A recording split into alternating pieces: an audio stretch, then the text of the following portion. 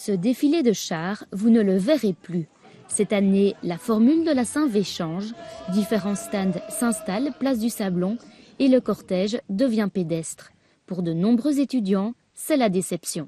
Honnêtement, en tant qu'étudiante qui est là depuis déjà un petit moment, je trouve que ça fait perdre du charme à la Saint-V parce que c'était justement ça l'idée, de tous se retrouver, d'avancer tous ensemble.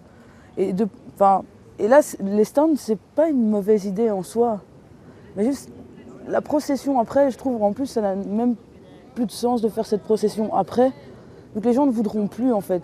Je trouve ça assez dommage dans le sens où c'est dans les traditions, ça fait quand même beaucoup d'années qu'on utilise ces chars.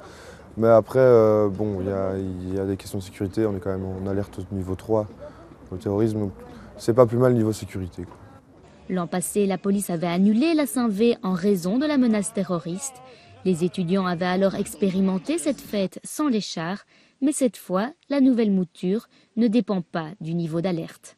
Cette année, on a décidé de supprimer les chars, non pas pour des raisons liées au niveau 3, mais plus pour des raisons liées à une envie de retrouver vraiment les gens, de se retrouver rassemblés, pas derrière des chars, mais de manière simple, de remettre en avant les décors et de plus devoir donner trop d'attention à des détails techniques. C'est plus libre, il y a plus de possibilités d'organiser quelque chose de chouette. On n'a pas des problèmes d'organiser des choses avec les camions qui sont trop protégés. La Saint-V existe depuis plus de 150 ans.